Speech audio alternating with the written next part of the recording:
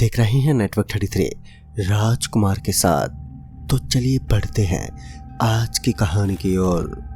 दोस्तों, मेरा नाम विनायक है और मैं एक ट्रक ड्राइवर हूँ। मैं मध्य प्रदेश का रहने वाला हूँ। यह घटना मेरे साथ लगभग 6 साल पहले घटी थी, जब मैं एक कंपनी में ट्रक ड्राइविंग का काम करता था। जिस कंपनी में मैं काम करता था, उस कंपनी के मैनेजर, जिसका मुझ पर बहुत बड़ा हाथ था, उनका विश्वास मुझे और भी अच्छा ट्रक ड्राइवर के काबिल बना देता। जब उनका कोई ऑर्डर मिलता तो सबसे पहले वह मुझे ही पूछते कि आखिर आपको डिलीवरी करनी है या फिर किसी और को बता दिया जाए। एक दिन रात 8:30 बजे उनका फ़ोन आया तो उन्होंने बताया कि आज हमें एक बहुत बड़ी कंपनी की तरफ से नया ऑर्डर मिला है, वहाँ पर सामान की डिलीवरी करनी है और वो कंपनी हमें काफ़ी ज़्यादा पैसे दे रही है, इसलिए आपको ही पहली डिलीवरी करनी होगी। लेकिन उस समय मैं थोड़ा व्यस्त चल रहा था, मगर मैं मना भी नहीं कर सकता, इसलिए मैंने अपना सारा काम छोड़कर वहाँ के लिए जाना ठीक ही समझा। फिर मैं कंपनी स्टोर पर पहुँच गया। उसके बाद ट्रक में सारा सामान लोड कर दिया गया। मैं उस वक्त अकेला जाना तो नहीं चाहता था, मगर कंपनी के पास कोई और आदमी उस वक्त मौजूद भी नहीं था, क्योंकि कंपनी दिन में ही सारे मजदूरों को घर जाने का ऑर्डर दे देती है। ऐसे में मुझे अकेले ही डिलीवरी करने के लिए जाना ही पड़ा। उसके बाद मैं ट्रक लेकर वहाँ से निकल गया। उस वक्त रात का समय था और मैं पहली बार उस जगह पर डिलीवरी करने के लिए जा रहा था, क्योंकि इससे पहले हमने वहाँ पर कभी डिलीवरी नहीं की थी। जिस गांव में मुझे डिलीवरी करने के लिए जाना था, उस गांव का नाम था दुर्गापुर। उस गांव का नाम मैंने पहले भी सुना था और मैं उसका रास्ता भी अच्छे से जानता था, क्योंकि दिन में कई बार मैं उस गांव से होकर आया था। मगर जब मैं रात में निकला तो पूरा हाईवे एकदम सुनसान सा पड़ चुका था। हालांकि कुछ गाड़ियां अभी भी उस रास्ते से गुजर रही थी, लेकिन वह भी कुछ गिनी चुनी गाड़ियां ही थी। मैं उस हाईवे पर आराम से ड्राइव करने लगा। मैं थोड़ा आगे गया ही था कि मेरे सर में थोड़ा दर्द सा होने लगा। जब मुझे थोड़ा सा दर्द सा हुआ तो मैं किसी ढाबे को ढूंढने लगा, मगर दूर दूर तक केवल सुनसान रास्ते के अलावा कुछ भी दिखाई नहीं दे रहा था।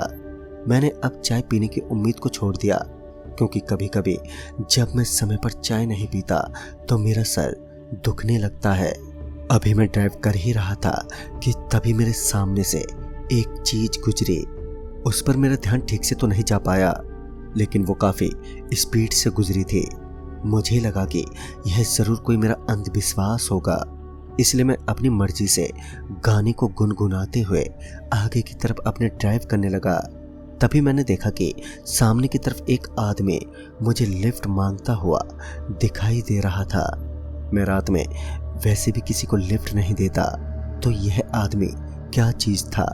मैं ड्राइव कर ही रहा था कि तभी मेरी नज़र उस आदमी के उल्टे पैरों पर गई। उन्हें देखकर मैं समझ गया कि यह कोई ओपरी शक्ति है। वह आदमी मेरे ट्रक के एकदम सामने आ गया, मगर मैंने ट्रक रोकना बिल्कुल भी ठीक नहीं समझा और तेजी से ट्रक को उसके ऊपर से निकाल दिया। मुझे लगा कि खतरा टल चुका है, लेकिन मैं गलत था, क्योंकि इस बार मेरी नज़र मेरे ट्रक के कांच पर पड़ी तो मेरी आंखें फटे की फटी रह गईं, मानो मेरे पैरों के नीचे से जमीन ही खिसक गई हो। इस बार मैंने देखा कि पीछे की तरफ वह आदमी काफी तेज गति से मेरे ट्रक के पीछे भाग रहा था और अब उसकी हाइट थोड़ी थोड़ी बढ़ने लगी थी। मेरी आंखों के सामने यह सारा नज़ारा मुझे देखने को मिल रहा था। उसे देखकर उस रात मेरे डर की कोई सीमा नहीं बची थी। उस जबरदस्त ठंड में मेरे पसीने छूट रहे थे, क्योंकि अब उस आदमी का पूरा बदन एकदम से बदलने लगा। फिर जब मुझे कोई और उपाय नहीं दिखा तो मैंने अपना फ़ोन निकाला और सीधे अपने बॉस को फ़ोन किया। मैंने बॉस को इस घटना के बारे में बताया।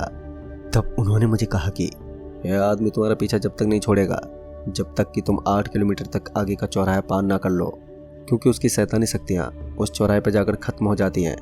मगर मेरी क्या गलती थी कि वह राक्षस मेरे पीछे पड़ा था। मगर इस बार सबसे ज़रूरी बात तो ये थी कि मुझे किसी भी तरह उस शैतान से अपना पीछा छुड़वाना था। ऐसे में मैं चुपचाप ट्रक को भगाने लगा। मैं उस जगह से लगभग कुछ मिनट ही चला था कि तभी मैंने देखा कि सामने की तरफ से एक बकरी खड़ी हुई दिखाई दी।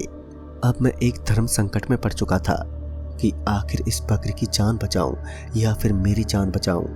उसके बाद मैंने थोड़ा आगे जाकर ट्रक का ब्रेक लगा दिया।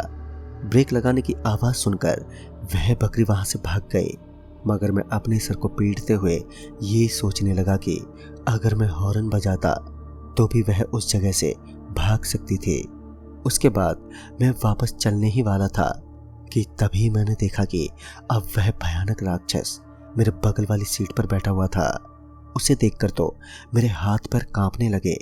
अब मैं ये समझ चुका था कि आज यह मुझे कोई ना कोई नुकसान पहुंचाकर ही दम लेगा। मगर उसके बाद मैं ट्रक को तेज गति से भगाने लगा, लेकिन तभी उस आदमी ने अपने मुंह से भयानक आवाजें निकालना एकदम से शुरू कर दिया। एक तो पहले से ही उसका पूरा शरीर इतना भयानक था जिसे देखकर मेरा डर से बुरा हाल हो रहा था, और अब उसकी यह भयानक आवाजें मेरे कानों को फाड़कर बाहर निकल रही थी। लगातार उसकी भयानक आवाजों की वजह से मेरा संतुलन ट्रक के हैंडल से बिगड़ने लगा, और तभी अचानक ट्रक एक बड़े पेड़ से टकरा गया। जैसे ही ट्रक उस पेड़ से टकराया कि मैं नीचे कूद गया। नीचे कूदकर मैं भागने लगा, मगर जब मैंने पीछे मुड़कर देखा तो वो आदमी कहीं पर भी दिखाई नहीं दिया। मगर वह एक राक्षस था और मैं एक सामान्य आदमी, तो वह कभी भी मेरा पीछा करके मुझे खत्म कर सकता था। ऐसे में मैं तेज गति से भागने लगा। मैं तो यह सोचता था कि अगर सामने से कोई गाड़ी मिलेगी तो मैं उसकी मदद लेकर थोड़ा आगे निकल जाऊंगा, मगर अफसोस ये कि कोई भी गाड़ी या बाइक दिखाई नहीं दे रही थी। सन्नाटे से भरी उस रोड पे मेरे कदमों की आहट चारों तरफ सुनाई दे रही थी। मेरी धड़कनों की आवाज भी मैं साफ साफ सुन पा रहा था। मैंने काफी आवाज भी की थी, मगर चारों तरफ का इलाका पूरा का पूरा सुनसान था, और अभी तो मुझे 4 किलोमीटर की दूरी दौड़कर ही तय करनी थी। मगर अब मैं बहुत ही ज्यादा थक चुका था, तो ऐसे में मुझे थोड़ा आराम चाहिए था। मगर मैं कहीं भी रुकता तो मैं अपनी जिंदगी से हाथ धो बैठता।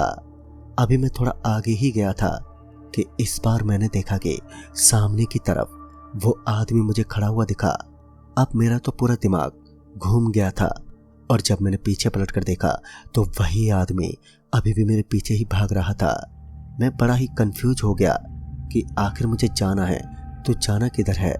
मगर मैंने अपने पूर्वजों से एक बात सुनी थी कि अगर हमें रास्ते पर कोई बुरी शक्ति नजर आए तो हमें कभी ना तो पीछे पलटना चाहिए और ना ही रास्ते से भटकना चाहिए। और आज वही समय था जब मुझे मेरे पूर्वजों द्वारा बताए गए इस नियम का पालन करना था। मैं चुपचाप सामने की तरफ एक स्पीड में भागता रहा, और फिर मैं अचानक से सामने खड़े उस आदमी के करीब से निकल गया। मैंने उस आदमी की तरफ बिल्कुल भी नहीं देखा और चुपचाप अपने रास्ते को पार करने लगा। मगर तभी एक भयानक आवाज जिसने मेरे बढ़ते हुए कदमों को एकदम से हिलाकर रख दिया। वह आवाज इतनी डरावनी थी कि मेरे भागते हुए कदम एकदम से कांपने लगे। अब मेरे शरीर में एक बिजली सी रौंद गई, मगर मैं पीछे पलटना भी नहीं चाहता था। कुछ दूर आगे जाने के बाद मैंने देखा कि सामने की तरफ से मुझे एक गाड़ी आती हुई दिखी। वह गाड़ी मेरी तरफ ही आ रही थी। तभी मैं उस गाड़ी को रुकवाने के लिए उसके सामने भागने लगा, मगर वो गाड़ी काफी स्पीड में थी, मानो ड्राइवर मुझे कुचलना चाहता हो। तो मैं तुरंत ही सड़क के ऊपर से अलग हो गया, क्योंकि मुझे पता था वह ड्राइवर यहाँ पर गाड़ी बिल्कुल नहीं रोकने वाला। शायद वह इस जगह से वाकिफ था। फिर उस गाड़ी के मेरे पास से गुजर जाने के बाद मेरी थोड़ी बहुत उम्मीदें थी, अब वो भी खत्म हो चुकी थी और मेरी सांसें अब उखड़ने लगी। मगर मैं ये बात जानता था कि अगर मैंने दौड़ नहीं लगाई तो फिर वह राक्षस मुझे कुचल देगा। इसीलिए मैं बिल्कुल नहीं रुका और मैं लगातार दौड़ता ही रहा। इस बार मेरे साथ कुछ अलग ही हुआ। इस बार जो नज़ारा मैं देख रहा था वह मेरे लिए मेरी जिंदगी का सबसे डरावना और खौफनाक नज़ारा था। दरअसल इस बार मैंने देखा कि सामने की तरफ एक बहुत बड़ा राक्षस, जिसकी हाइट तकरीबन 10 फुट की लग रही थी, जिसके हाथ काफी लंबे लंबे थे, वह बिल्कुल मेरे सामने खड़ा था, मगर मुझे यह बात मालूम थी कि अगर मैंने पीछे पलट कर देखा तो आज ये शैतानी ताकत मुझे खत्म करने में ज़्यादा समय नहीं लगाएगी। तभी मैंने देखा कि सामने से आ रही एक तेज गाड़ी ने उस बड़े से राक्षस को एकदम से कुचल दिया। वो राक्षस उछलकर पता नहीं कहां पर नीचे गिर गया, मगर उस राक्षस के धड़ाम से गिरने की आवाज़ मुझे साफ साफ सुनाई दी। लेकिन वह गाड़ी जो कि मेरे सामने से आ रही थी वो अचानक से ब्लास्ट हो गई, जैसे कि उस गाड़ी में किसी ने टाइम बम लगाया हो। उसके अंदर जो आदमी बैठा हुआ था उसके भी चितड़े चितड़े हो गए। मुझे मेरी आंखों पर विश्वास नहीं हो रहा था कि मैं आज इतना भयानक मंजर देख रहा हूँ। मैं उस जगह पर पहुंच गया जिस जगह से उस चौराहे की दूरी कुछ ही बची थी। अब मुझे सिर्फ 500 मीटर की दूरी ही तय करनी थी, तो मेरे अंदर भी थोड़ी जान आ गई। फिर मैं उसी समय पूरी तेजी के साथ भागने लगा, लेकिन अचानक से मेरे सामने वो भयानक आदमी आकर खड़ा हो गया। शायद मेरे दौड़ने की रफ्तार कम हो चुकी थी। उसने अपने भयानक रूप मुझे दिखाने शुरू कर दिए। अब वह अपने उस रूप में था जिसे देखकर किसी की भी जान निकल जाए। अब वो बिल्कुल मेरे सामने खड़ा था। उसका पूरा चेहरा खून से लथपथ था, साथ ही उसके नाखून भी काफी लंबे लंबे थे। उसके दांत किसी की चाकू की धार की तरह बहुत ही मजबूत थे। उसके पूरे बदन में से एक भयानक बदबू आ रही थी। उस समय रात के लगभग 12 बज चुके थे और मैं अपना ट्रक छोड़कर यहाँ पर इस खतरनाक साय के बीच फंसा हुआ था कि तभी अचानक से मेरे फोन की रिंग बजी। मेरे फोन में भगवान की आरती लगाई हुई थी और वह आदमी जो मेरे सामने खड़ा था वह तड़पने लगा। फिर वो जोर जोर से चिल्लाने लगा। उसके चिल्लाने की आवाज चारों तरफ साफ साफ सुनाई दे रही थी। उस भयानक सन्नाटे की रात में सिर्फ उसकी आवाज ही सुनाई दे रही थी। वह मेरी तरफ बढ़ने की कोशिश कर रहा था, मगर शायद भगवान की लगाई गई रिंगटोन की वजह से वो पीछे खिसकने लगा। जैसे जैसे उसके कदम पीछे हट रहे थे वैसे वैसे मैं भी उस चौराहे की तरफ भागने लगा। फिर मैंने एक बार पीछे पलट कर देखा तो मैंने इस बार पाया कि अब उस आदमी का पूरा बदन आग से भरपूर हो चुका था, क्योंकि वह जलने लगा और साथ ही चिल्लाने लगा। उसकी भयानक चिल्लाने की आवाज मेरे कानों में छेद करने की कोशिश कर रही थी। कुछ देर बाद ही वह आदमी वहां से एक पटाखे की तरह फूट सा गया। कुछ देर के बाद वह आदमी वहां से राख के रूप में तब्दील हो गया। किसी तरह मैं उस जगह पर पहुंच गया। वहां पर पहुंचकर मैंने लंबी सांसें लेना शुरू कर दिया। उसके बाद मैं वहां से सामने वाले उस गांव में पहुंचा। उसके बाद मुझे पता चला कि वह एक बहुत ही भयानक बुरी शक्ति है जो कि काफी सालों से लोगों को परेशान कर रही है। खास करके वह रात में सफर कर रहे व्यक्तियों को नुकसान पहुंचाने की कोशिश करती है। लेकिन जब मैंने उस कार ड्राइवर के बारे में पूछा जो कि उस राक्षस से टकराकर ब्लास्ट हो गया था, तो उसके बारे में मुझे पता चला कि वह एक छलावा है। उन गांव वालों ने मुझे सिर्फ इतना ही बताया कि वहां पर बुरी शक्ति का वास है, और इसके आगे उन्होंने मुझे कुछ बताना ठीक नहीं समझा। मगर मुझे भी इसके बारे में कुछ ज़्यादा लेना देना नहीं था।